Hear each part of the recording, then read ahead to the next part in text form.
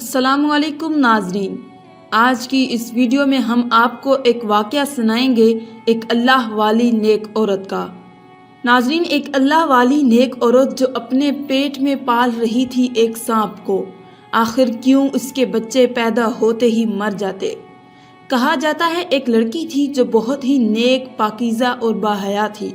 اپنے ماں باپ کی وہ اکلوتی اولاد تھی۔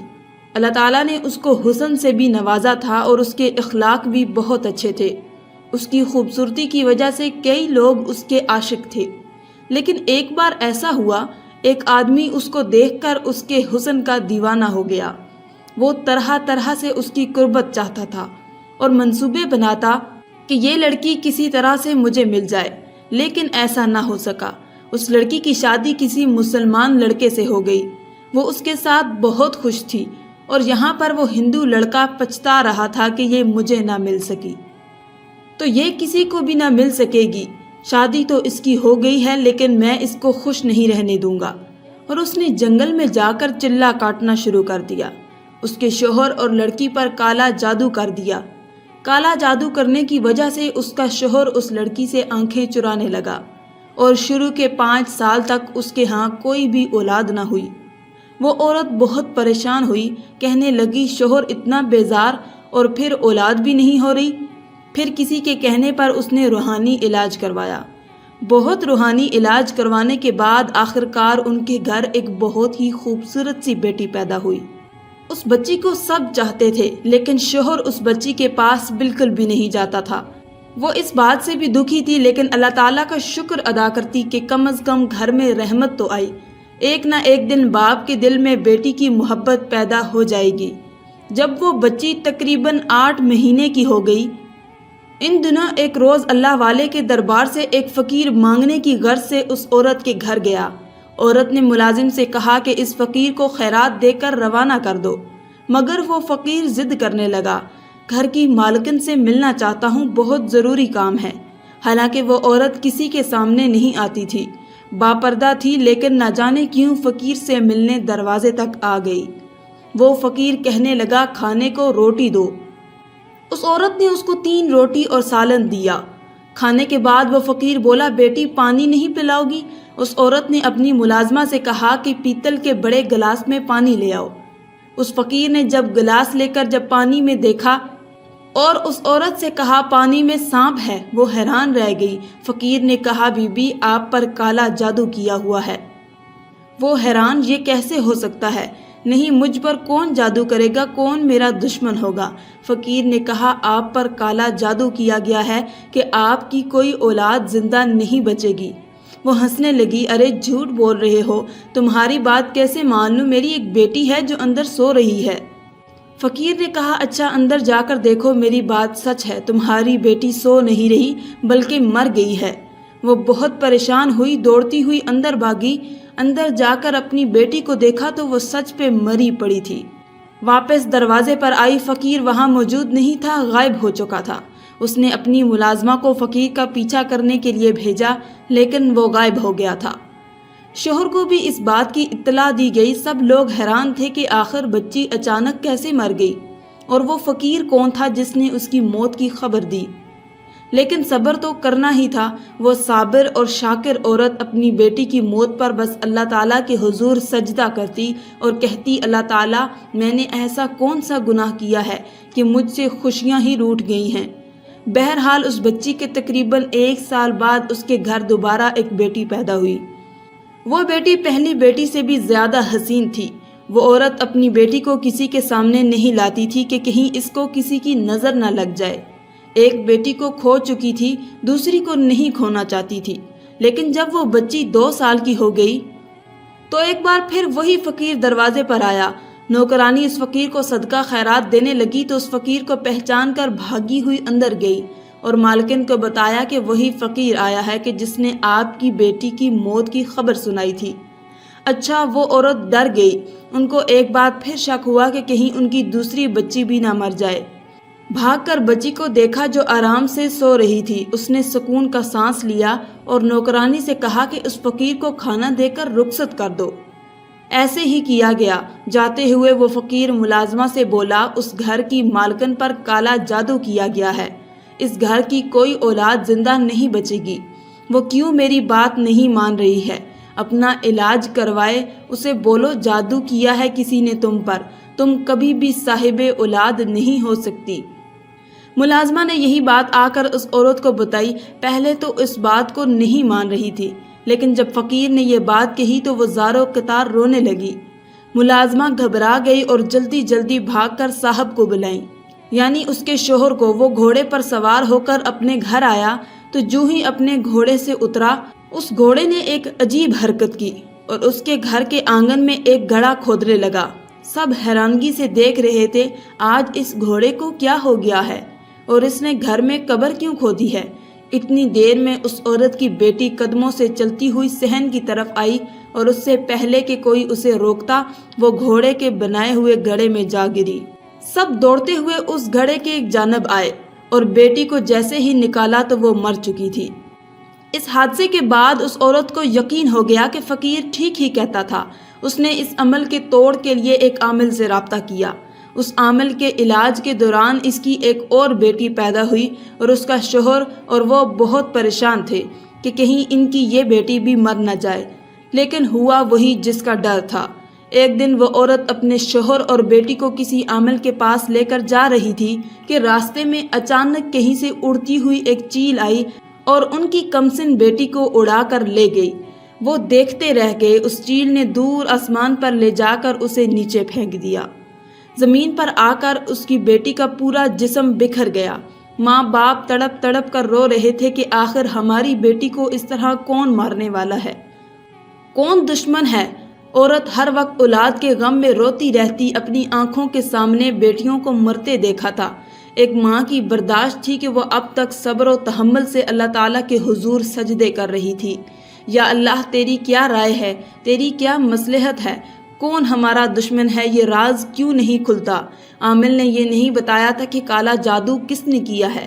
اس کا شوہر تو پہلے ہی اس عورت سے بیزار ہو چکا تھا، کم از کم بیٹی کی وجہ سے اپنی بیوی کے قریب آتا تھا، لیکن جب 3 بیٹیوں کی موت واقع ہو گئی تو اس کے گھر والے اسے اکسانے لگے کہ بیٹا، تیری یہ بیوی منحوس ہے، اس سے کوئی بھی اولاد پیدا ہوتی ہے تو مر جاتی ہے، ہمیں بیٹا چاہیے، اس خاندان کا واحد چشم و چراغ کوئی تو ہوگا ہماری جائیداد کا وارث، اس سے پیدا نہیں کرو ورنہ اس کی کوکھ سے جنم لیا تو مر جائے گا، تو دوسری شادی کر لے۔ لوگ اس کو اکسا رہے تھے اور اس کا شوہر بھی دوسری شادی کرنے کے لیے سوچ رہا تھا کہ ایک دن اس کے گھر پر اسی فقیر نے روٹی کے لیے صدا دی، کوئی ہے جو بھوکے فقیر کو کھانا کھلائے؟ ملازمہ نے دروازہ کھولا تو وہی فقیر سامنے موجود تھا۔ اس عورت کو پتہ چلا تو وہ دوڑی ہوئی دروازے پر آئی اور روتے ہوئے بولی، اب تو کس کو لینے آیا ہے؟ جب بھی آتا ہے میری اولاد لے جاتا ہے، اب تو میرے پاس تو تجھے دینے کو کچھ بھی نہیں ہے، میری کوکھ خالی ہے، کیا میرے مقدر میں اولاد نہیں ہے؟ وہ عورت روتی جا رہی تھی اور فقیر سے کہتی جا رہی تھی۔ فقیر نے کہا، اگر مجھ پر یقین رکھتی ہو تو مجھے گھر کے اندر آنے دو، مجھے خاص تمہارے کام کے لیے بھیجا گیا ہے۔